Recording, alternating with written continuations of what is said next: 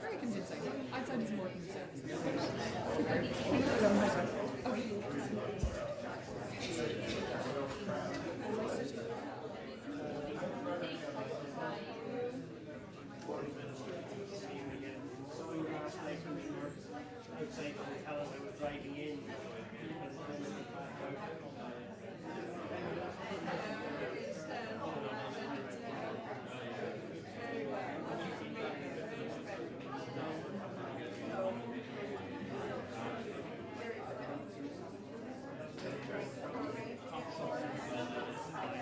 It's not working, we don't want to make Maria's going to make a mess because I hope that they'll solve it.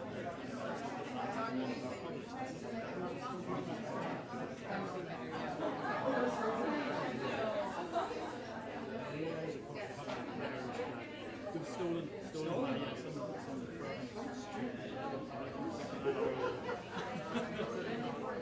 there's no Dutch one.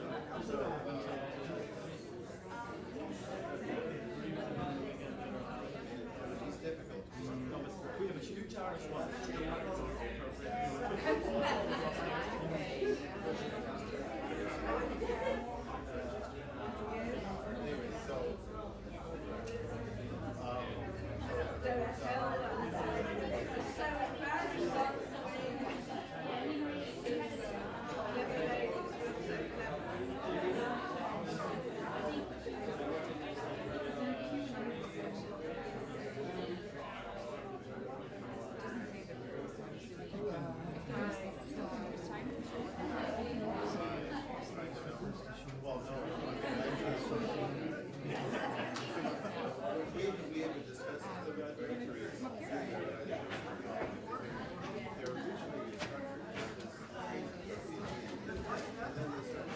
Then you give me 2 seconds until I turn off my phone, is what I'm really looking for now at this stage.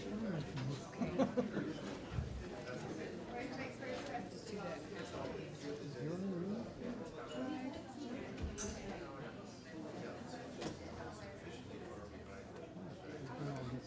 Good morning.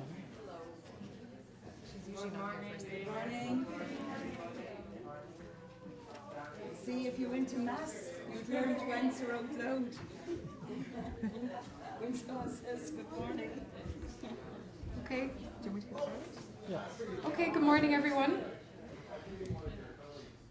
In case you don't know me, my name is Eleanor and I'm going to be chairing this morning's session. I just have a couple of short announcements before we get underway. One is for anyone who wants to... the Canadians. One is for anyone who wants to use the captioning that we have for the conference. You can view it on a website called seerightnow.ie. If you go into the left-hand bar, you'll see Public Events NUIG, and under that, Dream Conference. And just another short announcement about the Wi-Fi for any of you who are having trouble with it. I'm assured that it's being sorted out, and hopefully in about 10 or 15 minutes it should all be working. So I'll make another announcement about that when I have an update. So with those pieces of housekeeping out of the way, I'm delighted to welcome you to our final conference for the DREAM project, Disability Rights Expanding Accessible Markets. And the title of today's conference is Disability Policy Entrepreneurship in the 21st Century, Turning Ideas into Change that Transforms Lives. We have a great lineup of speakers for our first opening panel today. And we're going to be kicking proceedings off with Jared Quinn, who probably needs no introduction, but I'll give him one anyway. Jared is the director of our centre here, Centre for Disability Law and Policy at NUI Galway, and has worked in a variety of roles in the disability field over his long career, including in the European Commission and the Law Reform Commission. So I'll hand over to Jared to do the first welcome. Thanks. So long career is code word for I'm getting old at this stage. You're all very welcome. This is really, I suppose, the culmination of a 3-year journey for our PhD students. And we imagined this program maybe 4 years ago, and it was really in discussions with our colleague Peter Blank down at the end that we decided, why not combine a vision of justice with a vision of economic justice. Why not look to the conditions for real independence and freedom, which is the economic conditions? So we structured it as what we call DREAM, Disability Rights Expanding Accessible Markets, on an assumption that doing the right thing is not necessarily intrinsically opposite to doing the efficient thing, and vice versa. And we only have to look at our colleagues in the United States who've done such a great job in terms of corporate culture, corporate diversity, and creating positive space, not just for people with disabilities, but actually growing markets throughout the world. The way we structured it, as most of you already know, is we looked at the preconditions for a good life, essentially, which is getting fundamental rights right. And I'm proud to say that I think we're trending in that direction in this country. Secondly, we looked at the economic domain, particularly corporate culture, and some of the hidden barriers toward expanding economic opportunities, including copyright and cultural barriers. And lastly, assuming your country has ratified the UN CRPD, and of course the European Union famously has ratified the UN CRPD, how do we maintain a positive momentum forward? How do we keep going in the right direction? What kind of data do we need? What kind of knowledge do we need? And what kind of inputs do we need? And how do you sustain that architecture of change? So you'll be hearing in great length throughout the next 2.5 days from the individual researchers and their projects. And you'll also be hearing from people who are doing what we call future perspectives, looking what the 21st century economy is going to look like, looking at the real opportunities as well as the real dangers, looking at the rights problematics into the 21st century, particularly with the polarization of our political communities and so forth. I guess our founding ethos was knowledge is nice, it's interesting, it's good to accumulate it, but at the end of the day, it's only useful if it serves a purpose in helping to drive change forward. So what we wanted to try and get people to do is climb out, not just of the silos, and they are very, very, very interesting silos, and not just out of the mine shafts, which are very, very deep and very dark and impenetrable to others, but to climb out and see the light of day and see how things connect up in the big picture. And then to be thinking and priming yourself to think into the future, what role can I play to play my part in a process of change, no matter how small, no matter how small. There's a famous professor at Harvard Law School who always is fond of saying, it's the B- student who makes the world go around. It's not the A+ student. It's the person who actually insinuates themselves into moments of opportunity, helps to reframe the high ground, and helps to move things forward, as our colleague Andre Goebbels has been doing for the last, I won't say how many years, Andre. So with that, I will simply give back the chair to Eleanor and let the day's proceedings unfold.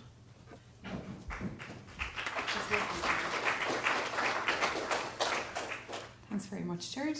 So it now falls to me to introduce our first speaker in this session, Minister Kathleen Lynch. Minister Lynch is Minister of State at the Department of Justice and Equality, as well as the Department of Health, and has responsibility for disability, equality, mental health and older people, which is a huge brief. And during her time as Minister, she's made significant achievements in this field, including establishing an inspection process for residential services for people with disabilities, and also publishing the Assisted Decision-Making Capacity Bill. So I'll hand over to Minister Lynch to give her a welcome address. Thanks, I know that Jared only said the piece about B- students for me, but I'm not certain I make the world go around. I think I make my own world go around, and maybe that's enough for anyone. But just to thank Jared and Eleanor for and the department for the invitation to be with you today.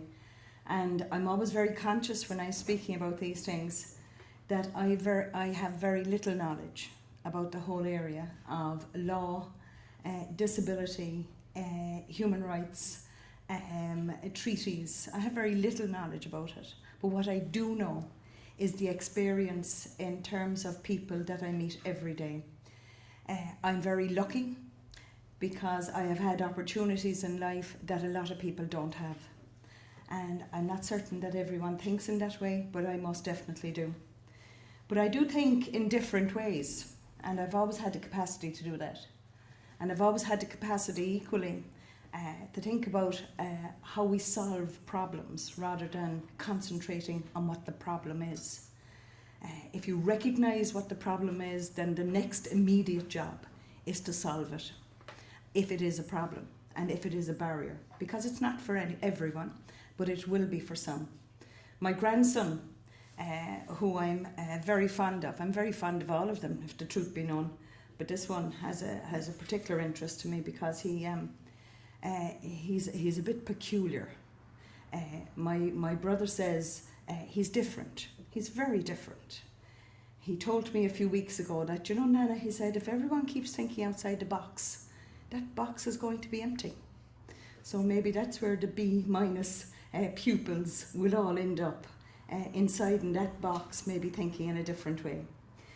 But could I just say that if it weren't for people like Gerald Quinn, my job would have been infinitely more difficult.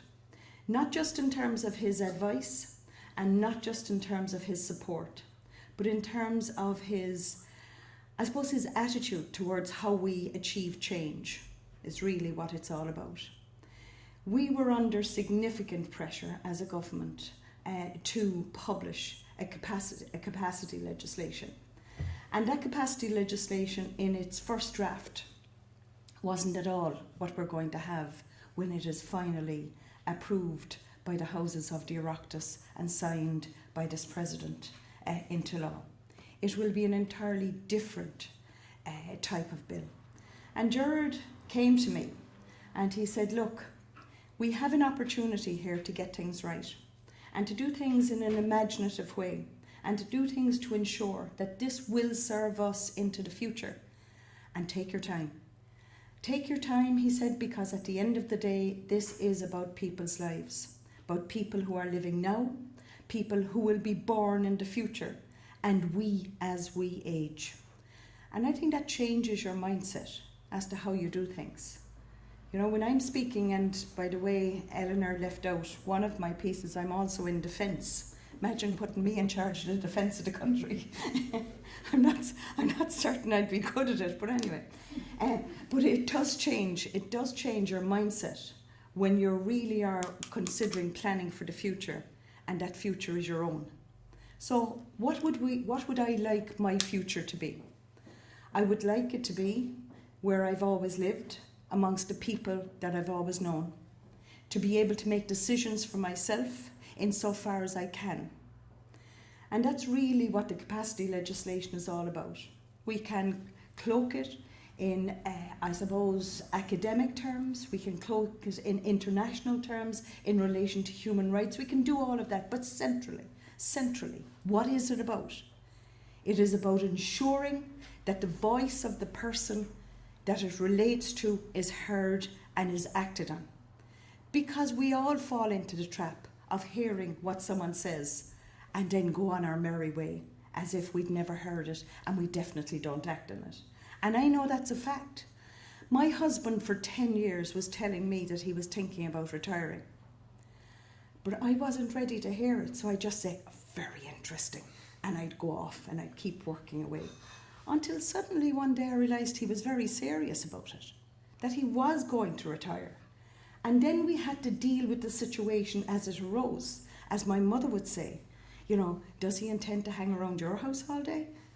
So, it is about how we live our lives and how those lives are lived. And we all make those decisions every day of the week. The difficulty is that when it comes to people that we presume don't have capacity to make decisions for themselves, that we keep second guessing them. It's not that they don't make the decisions, they do. We just don't listen and we second guess everything they say. This is the structure, this is what you're going to fit into, this is what's available to you, and this is how you're going to live your life. Imagine any one of us living our lives like that. That every decision you make was second guessed. Second guessed. I think I'll go for a stroll in the afternoon. Well, actually, you're going to the day centre, so you can't go there. I think I'll do X with my money. Well, don't think that's a good idea. We'll do this instead. You know, imagine your every decision being second guessed. Just think about it for a minute. I just think it would be the most unbearable existence.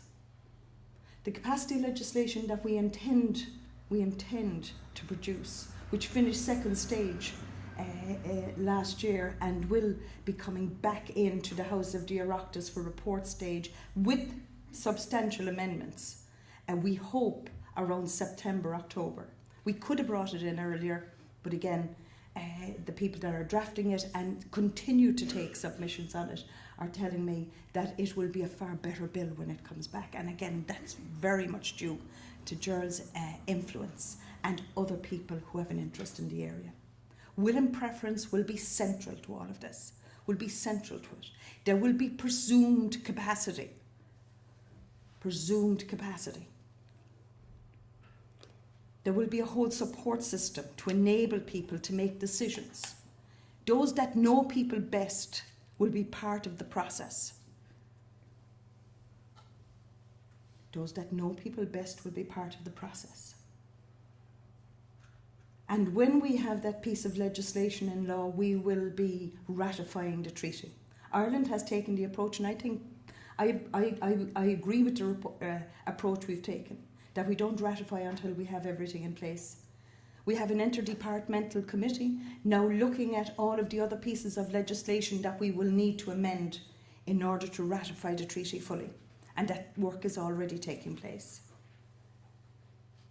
But when that happens, and it will happen, when that happens, then all of the other things, like choices about where you want to live, who you want to live with, do you want to get married? What type of relationship do you want to have? You know, what do you want to do with your money? Where do you want to work? All of those things. They will all then be the challenges that this particular group will have to come up with solutions to. That won't be entirely down to PhD students or indeed the European Union or faculties of law. Governments will have to come up with solutions as well, practical solutions. But it must be a combined effort. We can't live, as Gerald rightly says, in the type of silos that we lived in the past. I spend my life now desperately trying to get government departments to work together. And in this country, disability is very firmly based in the Department of Health. Whereas people with profound disabilities often say to me, I'm not sick. And if I was sick, I'd go to a GP, and if I'm very sick, he'll send me to hospital. What am I doing in the Department of Health?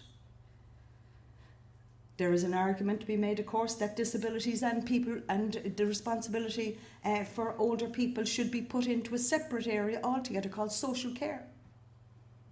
And I think that's a good argument. Fortunately or unfortunately, I'm not the person that will make that decision, but the person that will make that decision in terms of the Labour Party will change on the 4th of July, Independence Day. I always think of the film rather than America. I don't know why, but I do. But those types of changes need to come about. We're developing a whole employment strategy, a holistic employment strategy in terms of people with disabilities.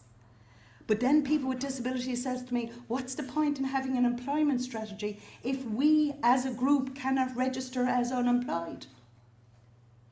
And yet if you say that out loud, and I see Vivian shaking her head, and as a politician, if I say that out loud, then the next thing I see is headlines as ministers demanding that people with disabilities go out and find work. And that's not at all what we're saying. What we're saying, it's about choices.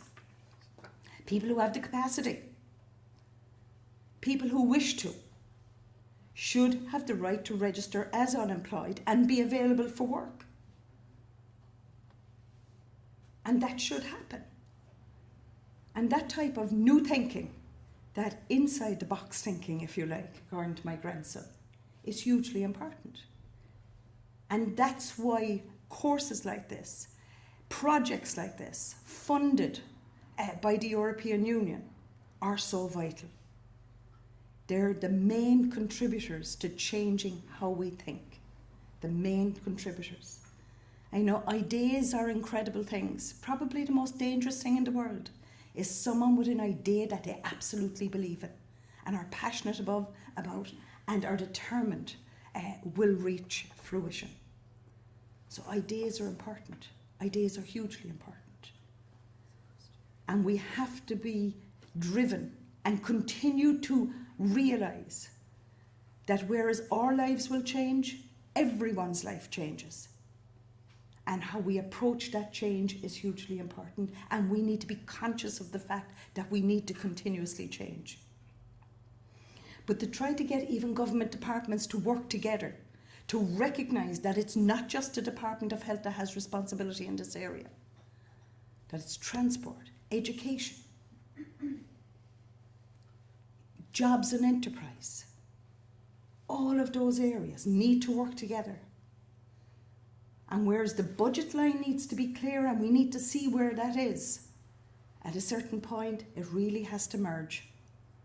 And that merging has to be as natural and seamless as it possibly can be. But we're not there yet. We've made huge strides in relation to mental health in this country. And the strides we've made, yes, on the one hand, are structural changes. But the big change is the attitudinal change. How we think about it. How we now assess it. How we view it. What our approach is. Big changes. Big changes. And the change we've made in mental health has come about because we got a little bit of additional money. I always stop myself when I say that. 35 million, a little bit of money. Did I ever think I'd hear myself saying that? If I had 35 million, by the way, happy days, I'd be in the Bahamas, but anyway. But 35 million, 35 million per year, sort of development money to change the structure. And I've been making the argument for the last year that maybe that's what we need in disability as well. Maybe we just need that little bit of money, to change the structure, to change how it happens. Because it won't happen on its own. You do need to drive it. So I'm absolutely delighted to be here today. And any time that Gerald Quinn asks me to do anything, I'm only too delighted to do it because he has been such an enormous help, such an inspiration. And there are few people in this world that you will find that you are, delighted to have met and to have engaged with and make that impact on you. And I think Gerald and his team, because I know this is not a one-man show, and his team are that. And we are so lucky. We are so lucky in Ireland to have him. Gerald is working as well internationally, as you all know. And again, promoting what we're doing in Ireland abroad, I think enhances our reputation as a nation. And most of us, when we talk about enhancing our reputation as a nation abroad, we talk about, in these present circumstances, our economic reputation. Whereas in fact, most countries, and their social network is much more important to the average person on the street. So I'm delighted to be here, looking forward to hearing a variety of speakers who probably know far more about this than I do, but again, B+, good student, willing to learn, and here to listen. Thank you very much.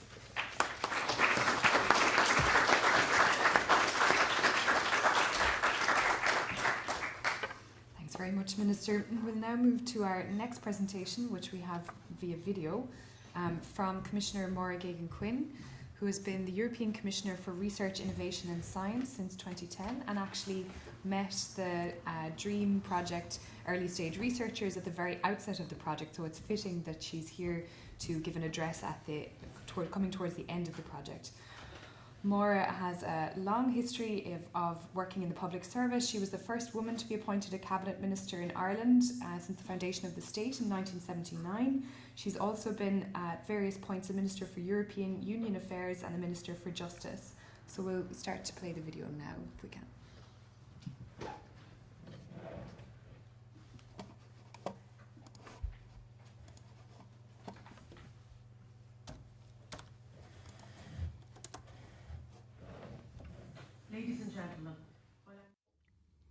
Ladies and gentlemen, while I'm not able to join you in person today, I'm delighted to welcome this landmark conclusion of the Marie Skłodowska-Curie Initial Training Network for early stage researchers and PhD students. This is already a success story for the European Commission and an initiative of which you can all be immensely proud.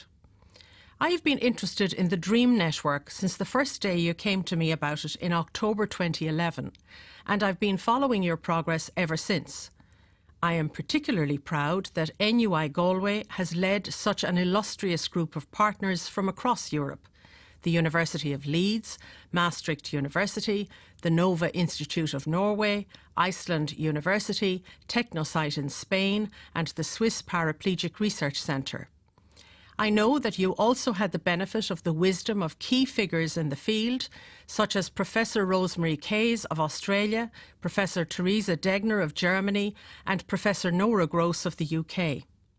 And you had the benefit of first-class placements in bodies such as the European Disability Forum, the EU Fundamental Rights Agency, and others. This is Marie Skłodowska-Curie at its best, opening up new opportunities, changing perspectives, and inspiring and equipping people for highly productive and fulfilling lives and careers. The underlying philosophy of the DREAM network is to prepare the next generation of disability policy entrepreneurs, people who will put their knowledge to work and help change the shape of policies to the benefit of people with disabilities and indeed society as a whole. This philosophy fits well with the future direction of our European research funding strategy, which aims to prepare the next generation of scholars to play useful roles in the process of economic and social renewal across Europe. I want to see more solutions-driven research, and I like the way you worked that into your network from the outset. Every individual citizen matters, and each person has a role to play in Europe's social and economic renewal. We cannot afford in the future to base our public policies on human deficits. We must aim to release everyone's potential, including the often underestimated potential of citizens with disabilities. We need to put the medical model of disability to one side and create enabling conditions that give space to human expression and productivity. This is important in itself, but is also important because we as Europeans have ratified the new United Nations Treaty on the Rights of Persons with Disabilities. This treaty is sparking change throughout the world, and it is obvious that we need new kinds of researchers to make sure the right sort of public policy adjustments are made and made responsibly. I know that you have taken maximum advantage of the unique opportunities opened up to you by this Marie Skłodowska-Curie network, and trust that you will be good ambassadors for the programme in the future. I wish you great success with your final conference and look forward to hearing its outcomes.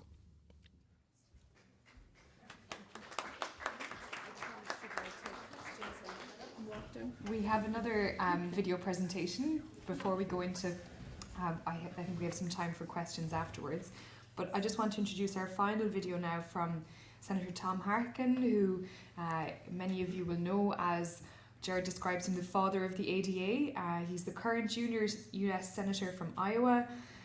He's also served in the House of Representatives and has been in the US Navy. But I suppose from our perspective, why he's most interesting is his work on disability, particularly on the Americans with Disabilities Act, and as he now chairs also as well, the Senate Committee on Health, Education, Labour and Pensions. So we'll start to play the video from Tom.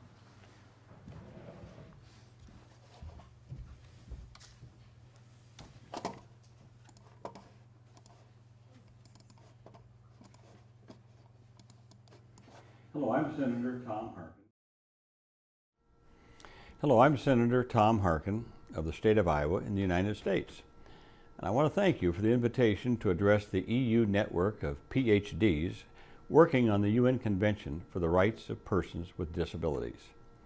I would love to be with you in Ireland, but I appreciate this opportunity to share some thoughts with you by video.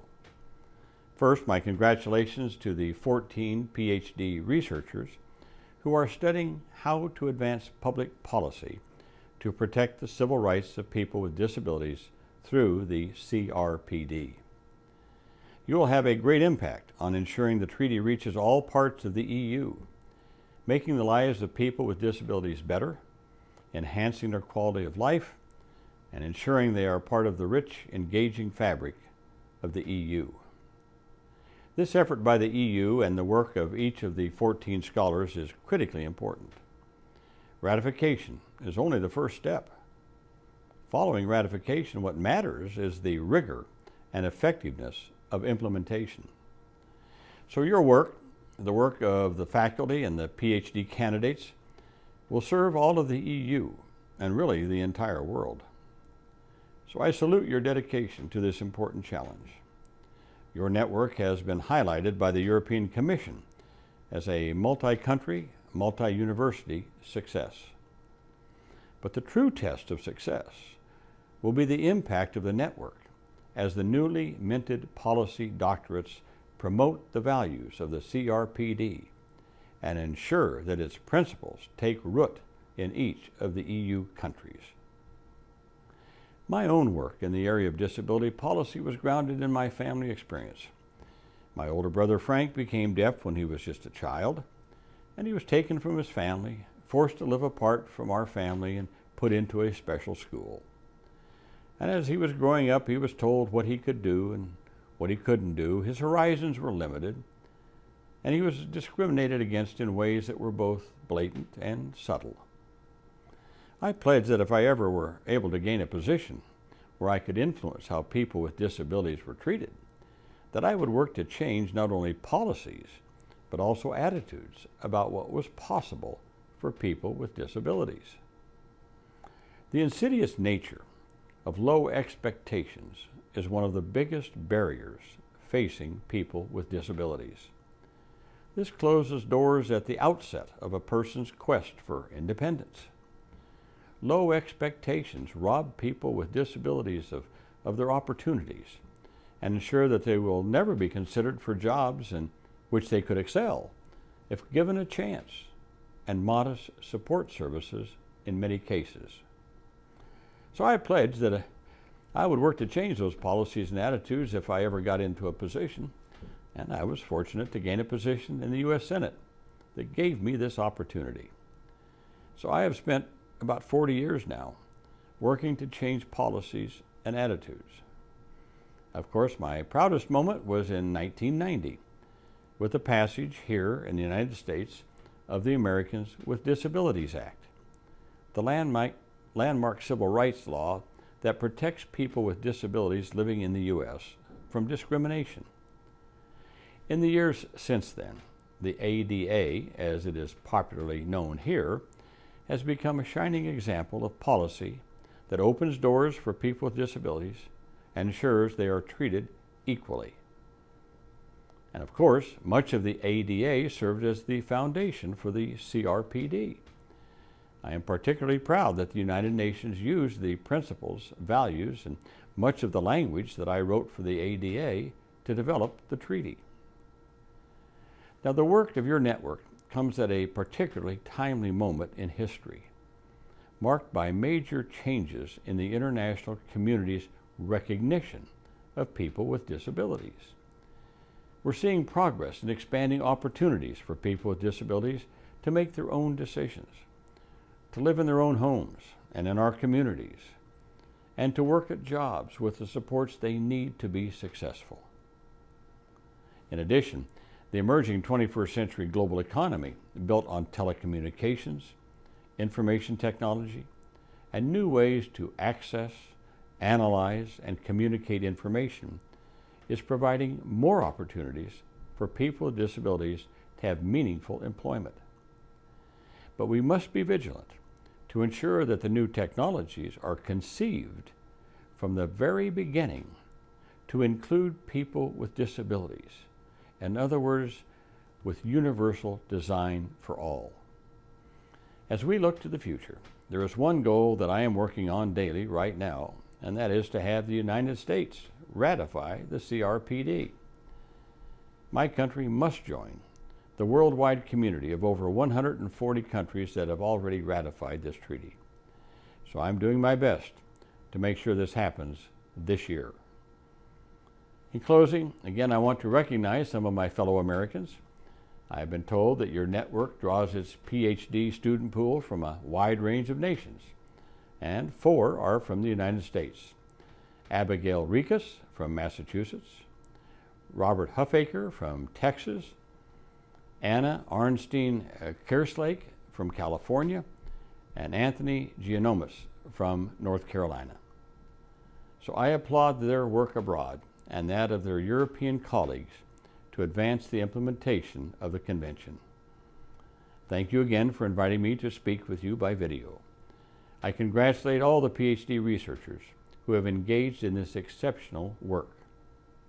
I wish them and the network continued success in paving a clearer path toward equality, access, and opportunity for all people with disabilities.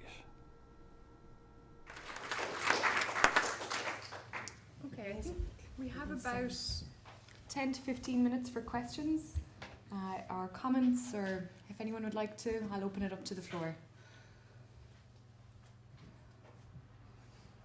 Oh, sorry. I know it's Monday morning, but don't be shy.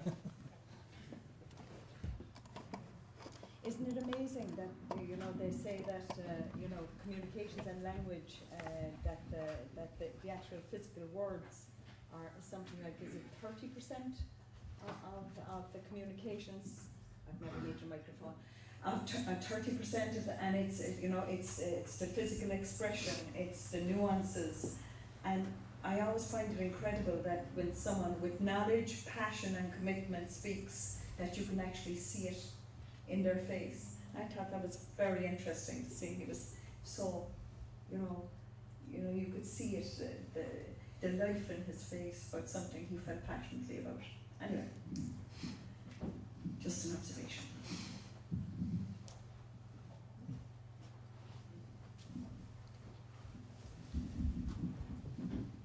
Good morning, everybody. Morning. My name is Luis Vascones. I come from Tecnosite, Spain, and I'm very happy to be here in the final meeting of the network. And I would like to congratulate with the discourse of the minister, because she has put that the main purpose is to reach and give everybody, everyone the main right, which is to live a full life with choice in the measure as possible of everyone with the sports they need. This is the goal, and the other parts, the other rights and values of the Convention of the CRPD are means. Maybe second generation rights, but every one of them, as inclusive education, as personal assistant to be included in the community, or accessibility to technologies and to the physical environment, every one of them are of first importance, because if we have not them, we cannot reach the main goal, which is to reach our maximum development as human beings.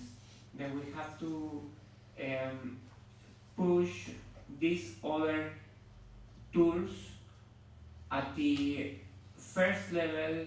We cannot expect, we cannot wait for it for another decade, because without those rights and without those tools, we cannot reach our development. Then I am very grateful for his words in this opening meeting, and is my feeling identified with that words. I am very grateful to you indeed. Thank you. Thank you. Any other comments or contributions from the floor? Yeah, Jared. You probably noticed that Senator Harkin was wearing a beautiful green tie. He's very proud of his Irish-American ancestry, and we're very proud of him and his work on the ADA. Colleagues will have noticed that there was a bit of assertion going on that the US civil rights tradition lies at the heart of the UN CRPD and by implication at the heart of EU law and policy. I think that's true, and I think the heart of the convention does indeed rest on the American civil rights model, but we've overlayered onto it what you might call a social model as well as a civil rights model. So it's a fascinating experiment in seeing how two models come together.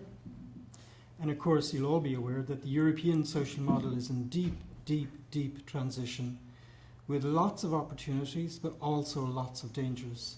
And we don't know where that's going to end up. So it's really fascinating to hear that angle being put forward by Senator Harkin. And let me just add that we're also proud of Commissioner Gagan Quinn because she actually comes from this city. She's based in this city and she'll be returning to this city. And Ireland is a very small country, so it's relatively easy for us to get a commissioner to be engaged, even though it's rather unusual for the Commissioner for Research to actually meet the researchers in a project. But she does it out of her heart, and it's not because we're pulling strings. She actually genuinely believes in the quality of the work that you're doing, so we're very thankful for that. Sorry, Eleanor. I didn't intend to speak at all. Any other comments from the floor? If I could maybe abuse my position as chair slightly, just to ask if, put on the spot some of our US colleagues in the room, and I just two things struck me when both Senator Harkin and Commissioner Gagan Quinn were speaking.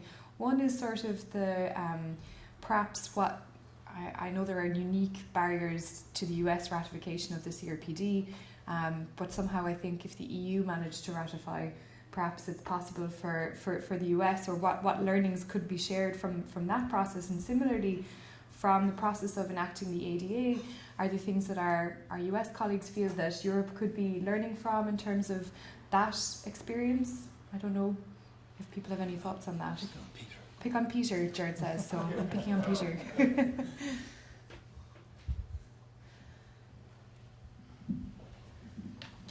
Well, it's a pleasure to be here, and I know many of you, I think the United States actually has a lot to learn from what's going on in Europe. It's not apparent that the convention will be ratified quickly in the United States. There's a terrific seesaw back and forth. Senator Harkin has been great, but there is unfortunate resistance to the convention at this point, not on the grounds of disability, interestingly, but on other grounds of just general resistance to treaty recognition by the United States. With regard to the present state of the ADA, it is at a crossroads, interestingly. There continues to be a backlash.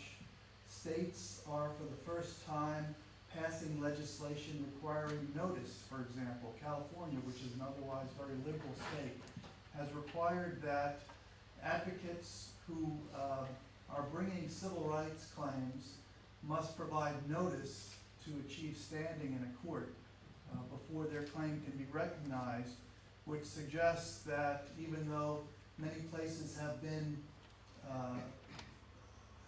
have existing barriers for 25 years, essentially, with the Americans with Disabilities Act, have been on notice that this law is in effect. Nevertheless, the burden falls to individuals with disabilities to assert their rights, which is getting it kind of backwards. On the positive side, President Obama has been extraordinarily supportive of the disability agenda. There is a new administration in the United States called the Administration on Community Living, which is meant to bridge in many ways the kind of work that Gerard is doing at the Life Course Center here, bringing together aging, bringing together disability, bringing together family studies, to take a more inclusive look at the experience of disability and health and so forth. So I would say from the States, it's a mixed bag as always, and we would be well served by having more Americans here to learn from the great stuff that's going on from the ministers and others who we've heard from. Thanks very much, Peter. Sorry for putting you on the spot. That's Mr. Lynch, did you want to respond about the Directorate of Adult Social Care there in terms of the Irish Yeah, experience? it's just, again, it brings us back to the whole issue of disability being within the Department of Health, and should it be a separate entity as in social care, older people, because, you know, I keep making the point, we all will, if we're lucky to live long enough, we all will acquire a disability. You know, so should it be a social care directorate?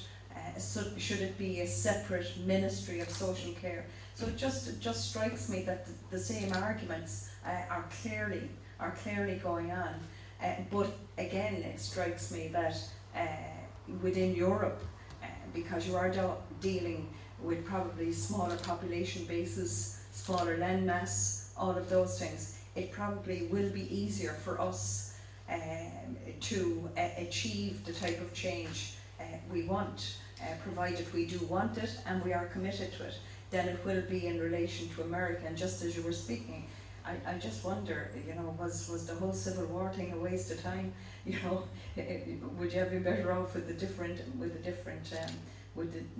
states? Because it appears to me that that's what you're actually going back to, that type of separate entities that are making laws for themselves, not making laws for themselves, but making structures that interpret the law in different ways. But I think it will be easier for Europe to bring about the changes that we want to bring about, and it just how you configure those things really is what we need to think about. Just how do you configure them? And then when you do that, I mean, we've had, as everyone that's lived in this country for the last month or two will know, that we've had this huge debate around disability, medical cards, access to medical, you know, and it's not just government, and I might be being slightly politically incorrect here now, but it's not just government that has a fixed notion of disability and health. I think people with disabilities equally have an attachment to it, and we need to, you know, the attitudes, the breaking the cycle, all of that.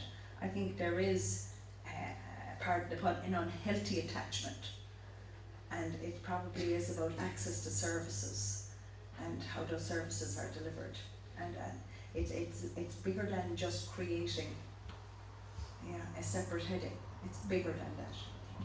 Nora, I think you wanted to make a point there, if we could get a mic down. Very good.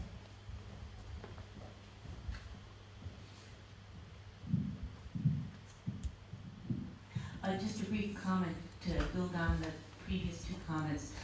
This is a global phenomenon, and I think that what's going on in Europe is really groundbreaking in many ways. And I think in addition to discussing within Europe what's going on, both within the nations and then within the EU and more broadly, I think that translating what's going on here into formats and writing about it, thinking about it, discussing it in ways that the US could learn from and that people in the developing countries could learn from is also very important. Americans, for example, don't listen very well. They think they have all the answers and that everybody looks to the US for answers. That's another issue we won't go into here, but it's important to try to engage in others in the dialogues that are taking place in Ireland and elsewhere, because to my mind, a lot of what you're discussing now are the kind of cutting edge issues that need to be discussed in the US or that need to be discussed in India or Vietnam.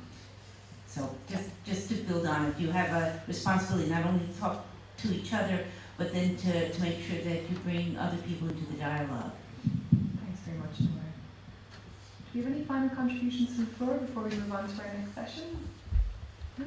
Okay, well then, if you join me in thanking the speakers from our first session, and we'll move to the next session.